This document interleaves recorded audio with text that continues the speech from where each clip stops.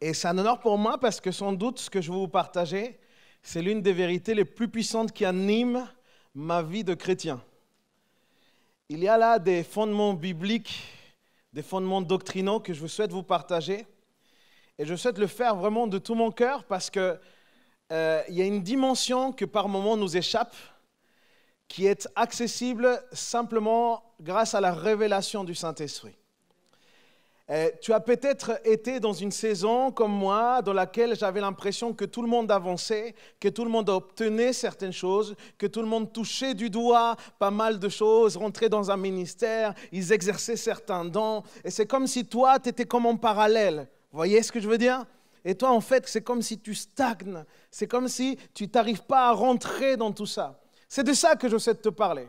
C'est une parole d'encouragement que j'ai pour toi. Donc, je te conseille de tout cœur, franchement, plus que jamais, de sortir ton calepin, ton crayon, ton iPhone, tous les possibles. Et que vous puissiez m'accompagner aussi en prenant des notes de ce que je vais vous partager. Ce message s'appelle « Vivre le royaume de Dieu ». Amen. Le royaume de Dieu ne consiste pas en paroles, mais en puissance. C'est la première chose qu'il faut comprendre. Lorsqu'une personne se convertit à Jésus, non à une religion, simplement à Jésus, et à la personne de Jésus, qu'il croit qu'il est la vie, le chemin, qu'il est la vérité, et qu'il met absolument toute sa foi en Jésus, et que par conséquent, il vit dans la repentance, cela veut dire que Dieu a opéré en lui la régénération. Il a été régénéré par Dieu. Ça veut dire qu'il est né de nouveau. Par cette régénération, la personne est alors introduite dans le royaume de Dieu. Ce royaume est gouverné par aucun homme si ce n'est Dieu lui-même. Dieu est le seul à régner, à gouverner dans ce royaume. Et ce royaume est un royaume spirituel qui a la capacité de se manifester dans notre naturel. C'est de ça qu'il s'agit. Et l'ensemble des bénéfices et les milliers de bénédictions, les promesses qui sont écrites là-dedans sont exclusivement pour ceux qui vivent dans le royaume de Dieu. Malheureusement, pour tous ceux qui ne sont pas dans le royaume de Dieu, les réalités bibliques ne peuvent pas être dans leur vie ni dans leur cœur. Il faut d'abord naître de nouveau. C'est la première des choses. Alors parlons de ce qui est naître de nouveau. Parce que je voudrais te dire quelque chose. Pour vivre pleinement les réalités du royaume de Dieu, la foi ne suffit pas en fait. Il y a une grande différence entre le fait d'obtenir le salut par la foi et saisir les réalités du royaume de Dieu.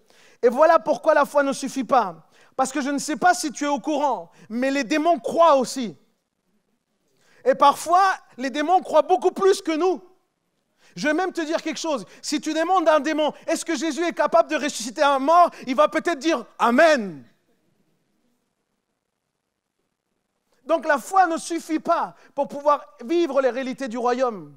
La différence entre les démons et nous, c'est que nous avons une capacité de repentance. Nous avons une capacité de tourner notre cœur vers Dieu. Et les démons n'ont pas cette capacité. Et c'est extrêmement important.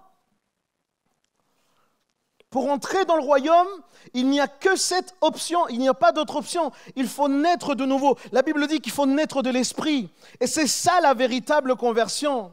La véritable conversion se traduit par une vie de repentance. Et quand je dis une vie de repentance, je vous parle de ce concept qui est dans le Nouveau Testament, qui est le métanoïa. Et le métanoïa, ce n'est pas le simple fait de demander pardon ou de regretter. Le métanoïa, c'est un changement de mentalité. C'est ça la repentance pour vivre dans la vie du royaume. Sans changement de mentalité, il est impossible de saisir ce qu'il y a dans le royaume de Dieu. Quelqu'un dit Amen à ça? La personne, quand elle est dans ce changement de mentalité, elle n'est plus pareille, elle n'agit plus pareil, elle ne parle plus pareil. Parce qu'il y a dans la personne une profonde prise de conscience dans la repentance. C'est une profonde prise de conscience qui conduit à reconnaître tout le mal qu'il a commis.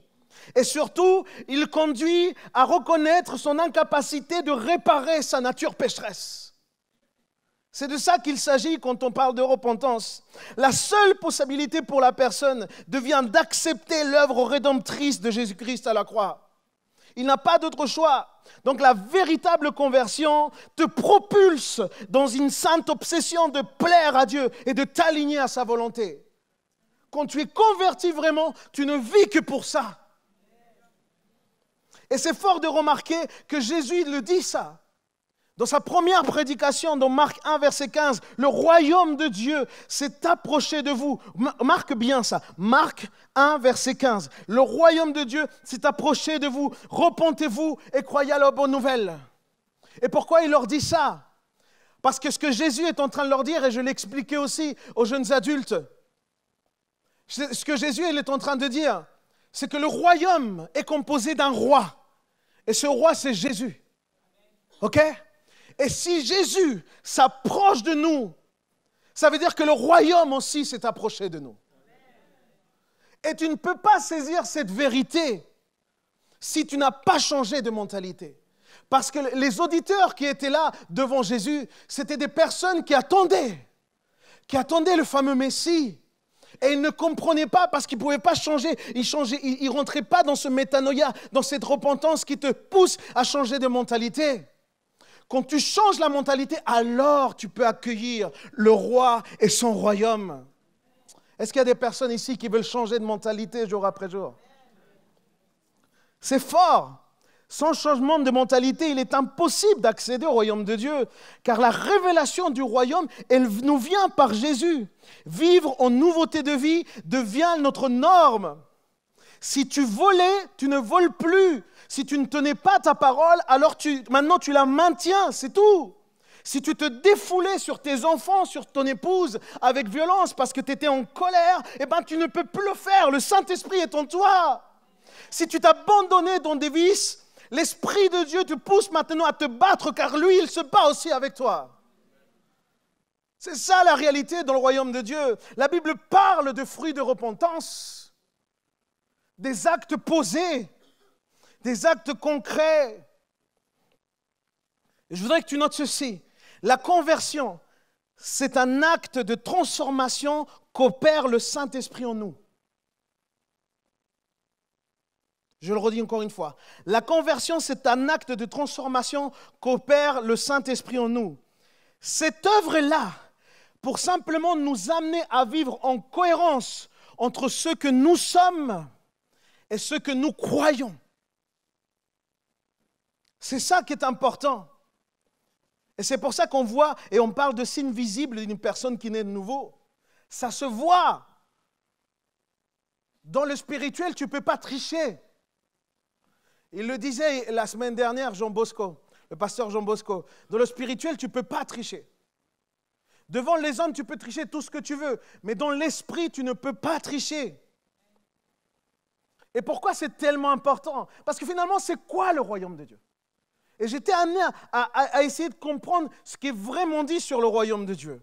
Romains 14, verset 17, nous dit, « En effet, le royaume de Dieu, ce n'est pas le manger et le boire, mais c'est la justice, la paix et la joie par le Saint-Esprit. » Dis-le avec moi.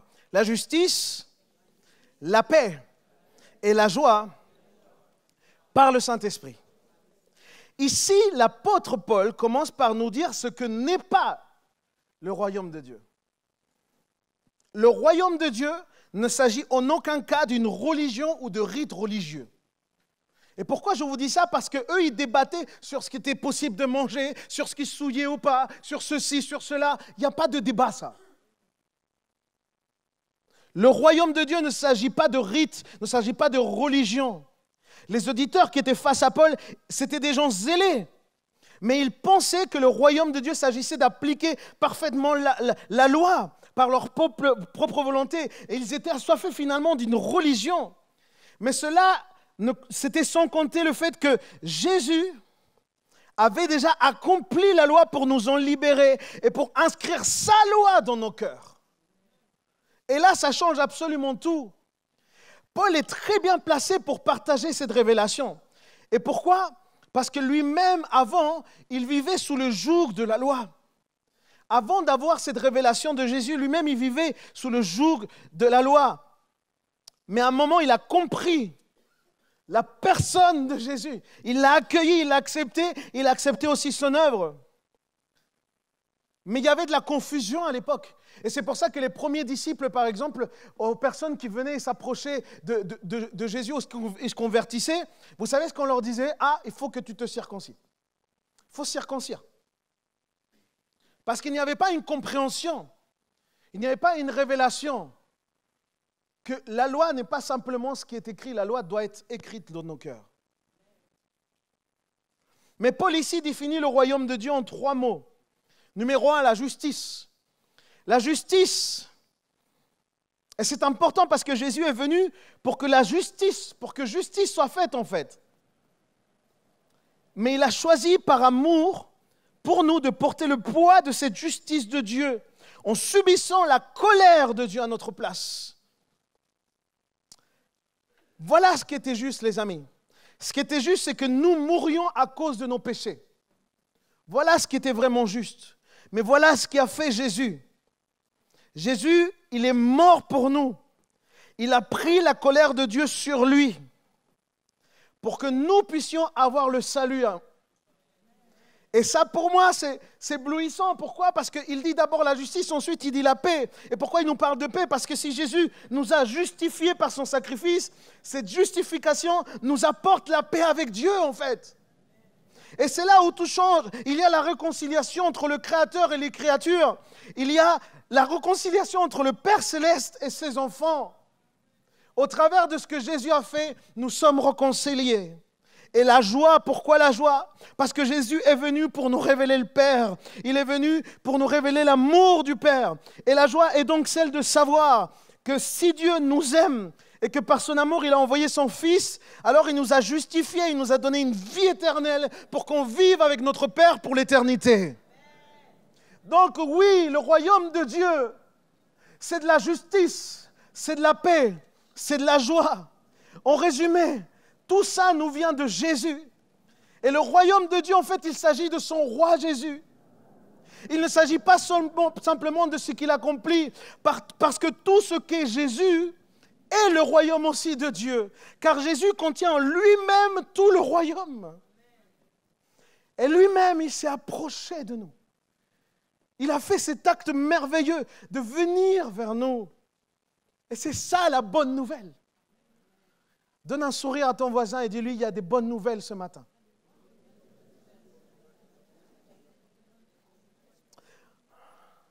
Le royaume, c'est ça. Et moi, j'ai pu entendre un tas de choses qu'on dit sur le royaume de Dieu. Sur la 3e, 4e dimension. J'ai pu entendre des dérives, des enseignements sur le royaume. Des enseignements comme quoi, dans le royaume de Dieu, tout n'est que prospérité, tout est bonne santé, et il y a beaucoup de marshmallows.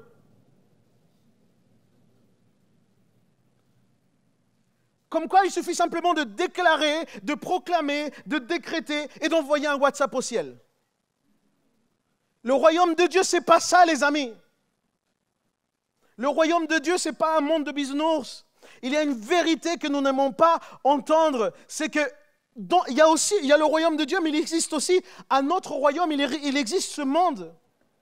Et même si le royaume de Dieu est fait de milliers de bénédictions, est fait de bonheur, mais il est aussi fait d'adversité, il est aussi fait d'épreuves.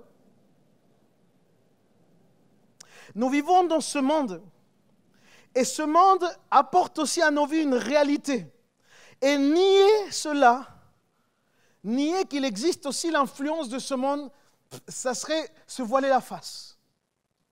C'est pour ça que je ne comprends pas les fameux TTS que tu as l'impression qu'ils marchent sur des nuages, tu sais. Oh, il n'y a rien qui me touche. Oh non, moi, j'ai jamais soif. Moi, j'ai jamais faim. Moi, je suis jamais en colère. Moi, je suis jamais triste. T'es un robot, mon frère.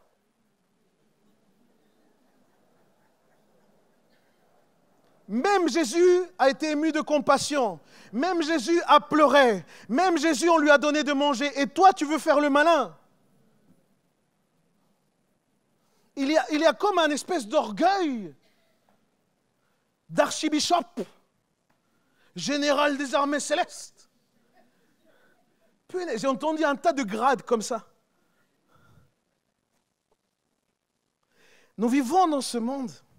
Romains 12, par exemple. Voilà ce qu'il nous dit. L'espérance qu'elle soit votre joie. L'épreuve, qu'elle vous trouve plein d'endurance. Et la prière, priez avec persévérance. Romains 12, verset 14 maintenant. Demandez à Dieu de faire du bien à ceux qui vous persécutent. Oui, le mot persécution est écrit là. Oui, demandez du bien pour eux et ne demandez pas du mal pour eux. Et ici, Paul écrit en toutes lettres, l'épreuve et l'adversité sont existantes.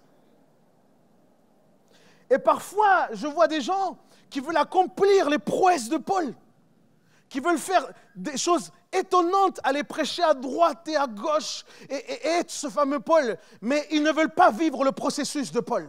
Ils ne veulent pas vivre les souffrances de Paul. Ils ne veulent pas vivre la persécution que Paul a vécue.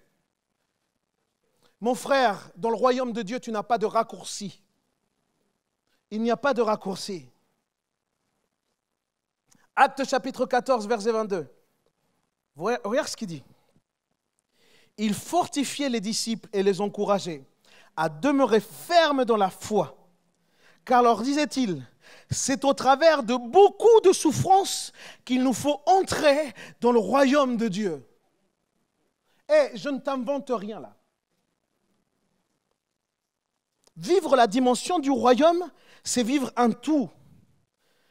Il y a des choses qui nous semblent merveilleuses, mais il y en a d'autres qui vont être de la souffrance. Il y en a d'autres qui vont nous sembler difficiles, mais je te l'affirme, effectivement, il y a de la bénédiction, mais il y a aussi de l'adversité. Effectivement, il va y avoir un arc-en-ciel, mais avant, il faut qu'il y ait beaucoup de pluie. Effectivement, il y a une terre promise, mais avant, il faut qu'il y ait un désert. Effectivement, il y a une couronne, mais avant, il y a une croix. Saisir les réalités du royaume nous coûte en fait. Et dans Matthieu 16, 24, Jésus disait ceci. Si quelqu'un veut marcher à ma suite, qu'il renonce à lui-même, qu'il charge sa croix et qu'il me suive. Et je ne peux pas me permettre de vous prêcher un évangile pas cher. Je ne peux pas me permettre de vous prêcher un évangile fast-food. Parce que je le répète, le royaume de Dieu ne consiste pas en paroles, mais en puissance. Le royaume de Dieu, il faut s'en emparer. Et voici ce que Jésus lui va même dire. Depuis l'époque où Jean-Baptiste apparut jusqu'à cette heure, le royaume des cieux se force en passage avec violence. Et ce sont les violents qui s'en emparent. La Bible dit, ce sont les violents qui s'en emparent. Tu sais ce que ça veut dire, s'emparer? J'ai été chercher la signification de ce mot. Ça veut dire saisir, enlever de force, saisir à la hâte, s'emparer vivement, ravir, réclamer ardemment pour soi-même, arracher. Et toi, tu vas comme ça en prière. Oh Seigneur, si tu veux, s'il te plaît.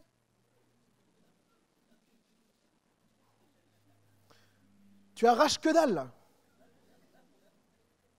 Il y a une attitude. C'est pour ça que les gens qui sont dans l'intercession, d'abord, il faut qu'ils comprennent cette dimension. Il y a des choses à saisir parce que tu as une identité. Dans cette identité, tu prends autorité. Alléluia. C'est pour ça qu'il est tellement important de s'emparer du royaume de Dieu. Tu sais pourquoi? Parce que ce n'est pas naturel. Ce n'est pas naturel pour toi et moi que de croire aux réalités du royaume de Dieu. En fait, il faut qu'on se fasse violence nous-mêmes aussi. Il faut qu'on se batte aussi. Il faut qu'on se batte essentiellement contre notre rationalisme.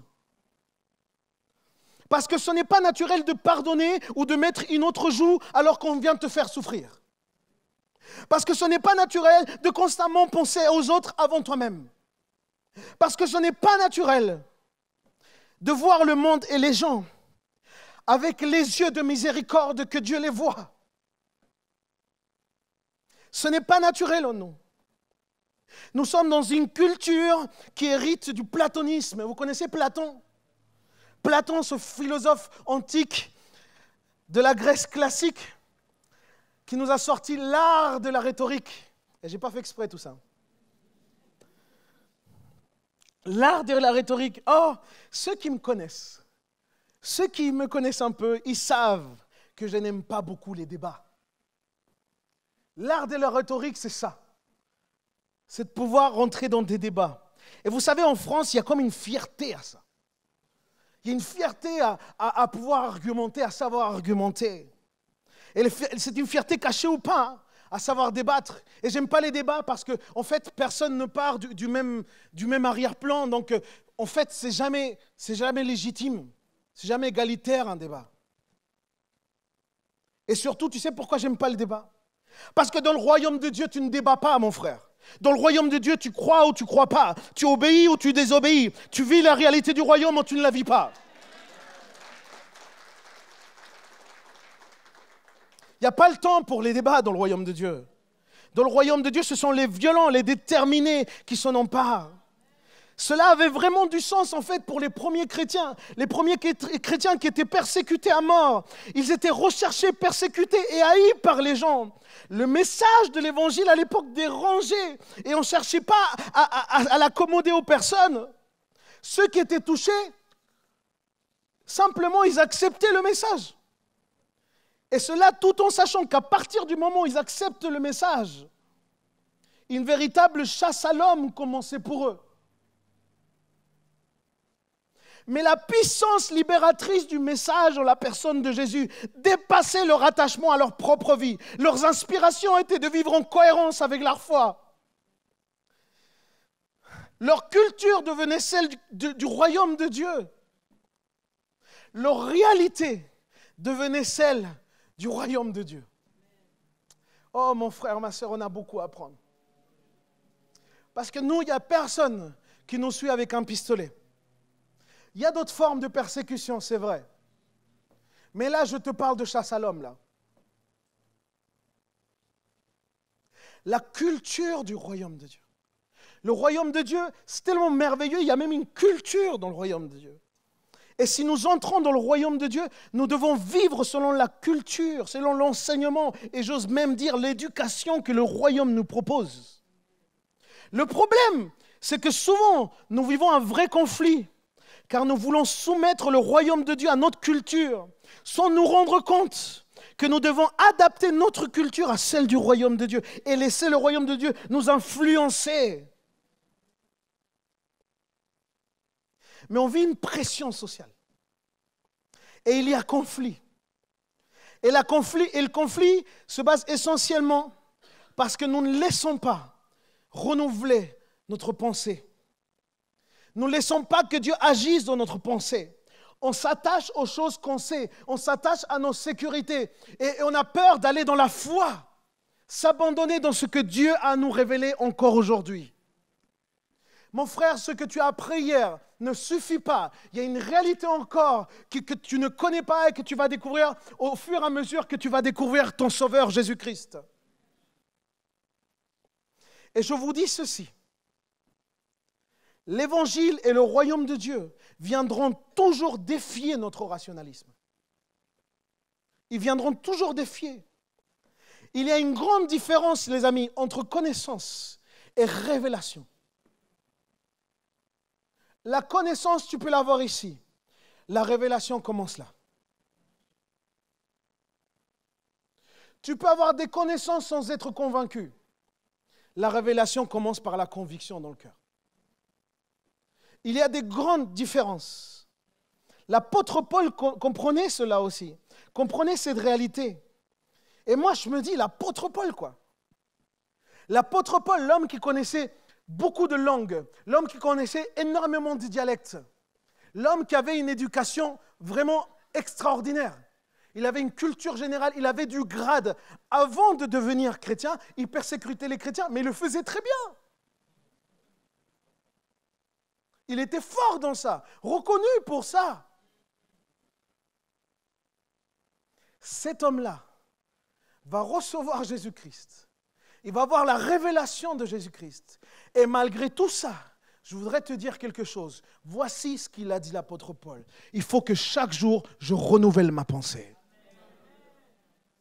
Et moi, je me demande, comment ça se fait que nous, on a tendance à croire qu'on sait comment l'Église fonctionne. qu'on sait comment est-ce que le royaume de Dieu fonctionne, qu'on sait comment est-ce que les choses doivent se passer. Le culte, il doit être comme ci, comme ça, il doit y avoir ci, il doit y avoir ça. Comment est-ce que tu peux penser à savoir tout? L'apôtre Paul, t'es à quel niveau par rapport juste à l'apôtre Paul? Juste dis-moi. J'idéalise pas l'apôtre Paul. Je me dis juste que si quelqu'un avec autant de connaissances se soumettait à Dieu de cette façon, combien plus nous? Mais notre orgueil nous empêche d'avancer. Notre orgueil nous fait rester dans des positionnements. Mon frère, ma sœur, l'humilité, c'est le seul chemin vers le salut. C'est le seul chemin. Est-ce que quelqu'un peut applaudir? Parce que vraiment, un homme comme ça qui dit ça, oh là là, en fait, il vivait ce qu'était le métanoïa. Et le métanoïa, ce n'est pas simplement la repentance au début, quand tu acceptes Christ. Métanoïa, c'est la nécessité de chaque jour, tous les chrétiens, toutes les personnes qui se disent disciples de Jésus, toutes ces personnes doivent vivre en renouvelant leur mentalité. Tu ne peux pas rester simplement sur tes acquis. Non, tu ne peux pas. C'est pourquoi dans plusieurs domaines, et je voudrais finir avec ça, puisque nous arrivons à la fin de ce temps. Et je ne sais pas si tu as noté, mais peut-être qu'il y a le film à la caméra, Dieu voulant. Je voudrais finir avec ça. Dans le royaume de Dieu, on constate qu'il y a des choses qu'on dirait qui fonctionnent à l'envers, en fait. Et je voudrais te dire, ne te trompe pas. Le seul qui est vérité, c'est Jésus. Le seul qui est la vérité, c'est Jésus. Donc ce n'est pas que les choses dans le royaume de Dieu fonctionnent à l'envers. C'est que on est dans un monde qui est à l'envers. Et le bon ordre, c'est celui que Dieu donne. Regarde, par exemple, dans le royaume de Dieu, on constate une grande différence parce que dans notre génération, dans notre contexte, dans nos familles, on fait des tonnes pour être acceptés, pour être aimés par nos proches, par les personnes qu'on désire être aimées. Or, on ne peut rien faire pour mériter l'amour de Dieu. C'est le choix déjà de Dieu. Dans le royaume de Dieu, écoute-moi bien, et si tu peux noter tout ça, là je vais enchaîner, je passe la troisième là. Dans le royaume de Dieu, pour avoir plus, il faut donner. Dans le royaume de Dieu, l'humilité précède la gloire et l'orgueil précède la chute. Écoute, dans le royaume de Dieu, la maturité ne se mesure pas à l'âge ou le temps que tu as en tant que converti. La maturité se mesure à la capacité d'obéir. C'est à ça que tu mesures. Dis-moi comment tu obéis et je te dirai si tu es mûr ou pas. Quels sont les fruits de ta maturité? L'obéissance. Dans le royaume de Dieu, le faible est fort parce que dans notre faiblesse, Dieu se glorifie. Dans le royaume de Dieu, pour grandir, il ne faut pas pousser vers le haut, il faut pousser vers le bas puisqu'il faut créer des racines. Dans le royaume de Dieu, le plus grand, mais c'est en fait le plus petit. Dans le royaume de Dieu, les derniers seront les premiers. Dans le royaume de Dieu, les maths ne commencent pas par l'addition, mais par la multiplication. Dans le royaume de Dieu, il n'y a pas de statut social ni de nationalité, puisqu'il n'y a plus ni juif, ni grec, ni maître, ni esclave. Attends. Dans le royaume de Dieu, on n'attend pas des excuses pour pardonner, on pardonne pour se libérer. Dans le royaume de Dieu, les miracles ne sont pas occasionnels, ils font partie entièrement de notre vie. Dans le royaume de Dieu, on ne vit pas pour ce que l'on voit.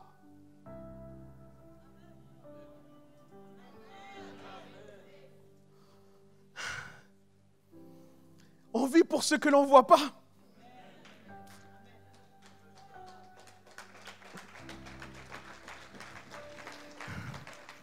Dans le royaume de Dieu, on ne voit pas pour croire. On croit donc on voit. Dans le royaume de Dieu, on répond à la violence par l'amour. Dans le royaume de Dieu, aimer, ce n'est pas un sentiment, c'est une décision. Dans le royaume de Dieu, la force ne se trouve pas dans les muscles, elle se trouve dans la joie du Seigneur. Dans le royaume de Dieu, la connaissance n'est pas aussi importante que la révélation. Dans le royaume de Dieu, il n'y a pas de place pour la concurrence, pour l'autosuffisance ou pour la vanité, mais plutôt pour l'amour du prochain, pour l'entraide et pour l'humilité. Dans le royaume de Dieu, il ne s'agit pas de nous, il s'agit de lui. Dans le royaume de Dieu, donc, il ne s'agit pas de ce que toi ou moi nous sommes capables, mais de ce que lui, il est capable. Dans le royaume de Dieu, il n'existe pas la peur de la mort, puisqu'il n'y a que l'éternité. Dans le royaume de Dieu, l'important n'est pas la position, mais l'identité. Peu importe si tu deviens un archibishop ou pas. Ce qui est important, c'est que tu sois fils ou fille de Dieu. Voilà ce qui est le plus merveilleux, voilà ce qui est le plus important. Et tu peux applaudir à Jésus. Ouais.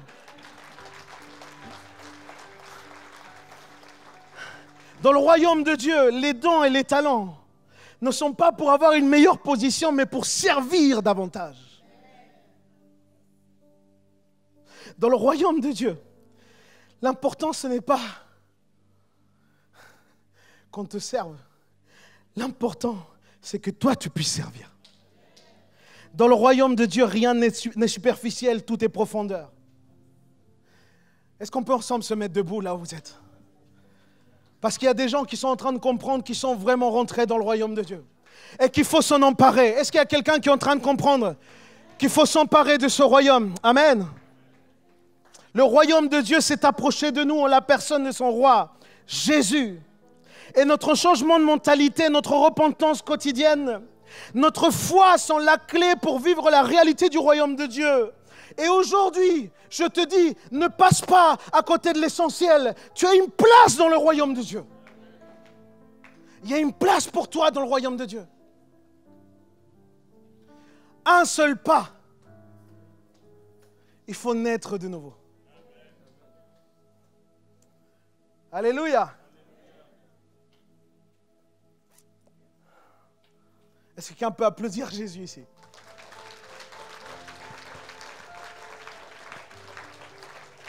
Est-ce que quelqu'un peut applaudir le royaume que Jésus nous propose? Est-ce que quelqu'un peut se mettre debout et dire, malgré l'adversité, malgré l'épreuve, je resterai dans ce royaume. Je fais partie de ce royaume. Les promesses sont pour moi parce que je vis dans la repentance. Alléluia. Ferme tes yeux là où tu es. Parce que peut-être pendant toute ta vie chrétienne, tu es passé à côté de cette dimension du royaume de Dieu. Je connais énormément de gens qui ont des années à la suite de Jésus, mais à côté de ce que le royaume leur propose. Et je voudrais avant tout, pour finir, parce que l'heure passe très vite, laisser l'opportunité à ceux qui aujourd'hui, ce matin, ont reçu cette révélation de Jésus. À ceux qui comprennent qu'il y a quelque chose de nouveau dans leur vie. À ceux qui comprennent qu'en acceptant Jésus, qu'en vivant dans la repentance, en changeant de mentalité, ils ont accès au royaume de Dieu et qu'ils n'ont jamais fait ce pas vers le royaume de Dieu. Ils n'ont jamais fait ce pas de s'abandonner à Jésus. Ils n'ont jamais fait ce pas de renoncer à eux-mêmes et de prendre la croix de Jésus et le suivre. Je voudrais demander à ces personnes-là, je voudrais te laisser l'opportunité de rentrer dans le royaume de Dieu. Alors tout le monde avec ses yeux fermés. Et je vais inviter les personnes qui n'ont encore jamais donné leur vie au Seigneur, qui puissent simplement lever la main là où ils sont. Lève ta main sans honte. Prends le courage parce que le royaume, il faut s'en emparer. Alléluia. Amen. Merci. Je vois cette main. Je vois ces mains qui se lèvent. Amen. Amen. Merci Jésus. Merci. Merci Jésus. Je voudrais que tu puisses prier avec moi. Mais il y a encore quelqu'un qui doit donner sa vie à Jésus. Garde ta main levée haut. N'aie pas honte. Jésus n'a pas honte de toi. Garde ta main levée. Et maintenant, je t'invite à prier avec moi. Audiblement. Peu importe qui est à ta droite, à ta gauche, devant ou derrière. Dans la déclaration que tu vas faire verbalement, il y a aussi une puissance. C'est pour ça que je t'invite à le faire audiblement. Prie avec moi et dis ceci. Jésus, je reconnais que je suis un pécheur, que j'ai besoin de changer ma mentalité. Alors viens me transformer aujourd'hui. Je reconnais que tu es mort, mais que tu es ressuscité d'entre les morts. Alors aujourd'hui, je t'accepte comme mon Seigneur et comme mon Sauveur. Inscris mon nom dans le livre de la vie. Et à partir d'aujourd'hui, je rentre dans ton royaume. Merci parce que tu pardonnes mes péchés dans ton royaume. Merci parce que tu m'aimes avec abondance dans ton royaume. Au nom puissant de Jésus. Amen. Et je voudrais qu'on puisse accueillir et applaudir toutes ces personnes qui viennent faire cet acte. Soyez bénis.